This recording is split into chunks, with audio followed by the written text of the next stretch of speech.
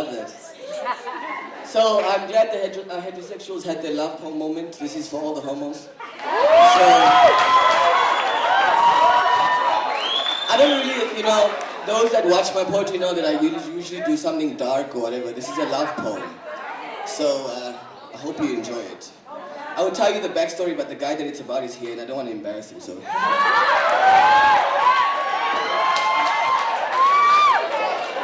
Anyway.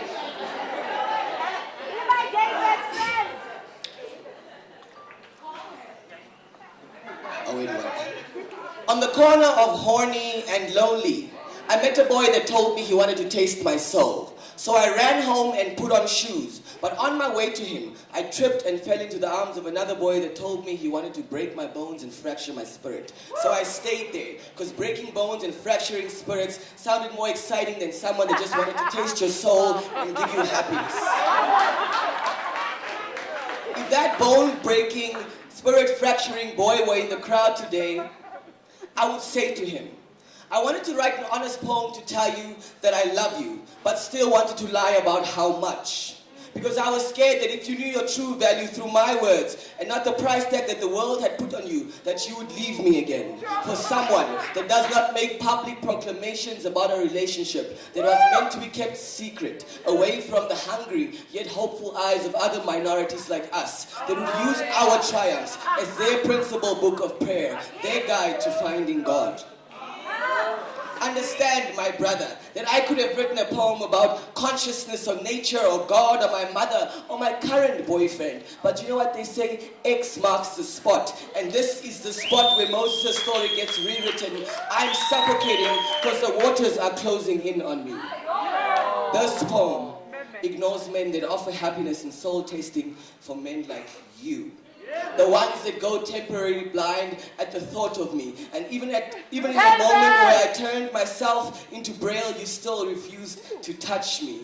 You can't hear my mornings. I used to be your favorite song, but now I sound like an amateur's rendition on YouTube of someone like you.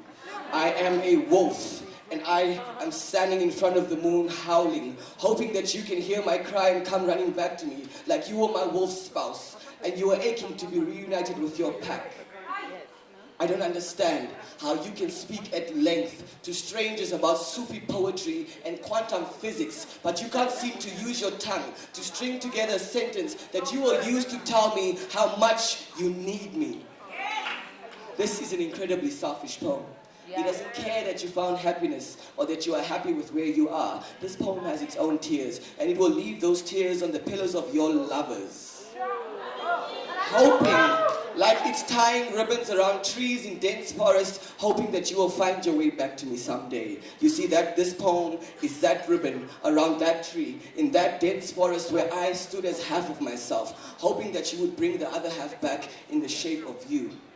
I tore through forests and jungles, and so that I could stand in a clear spot, using my heart as a voice box, shouting an SOS to the sky that sounded something like, I love you.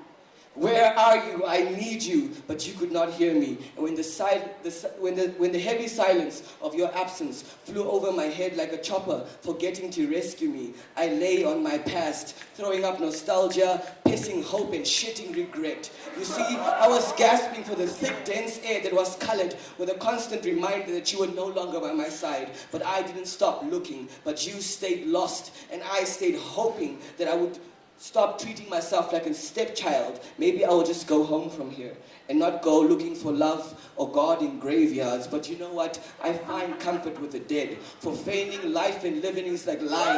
That you stopped exhaling carbon dioxide on the 4th of November. When you kissed me, you blew oxygen and new life into me. With a touch of your salmon-colored lips on the cracked walls of my black mouth. Come with me to graveyards.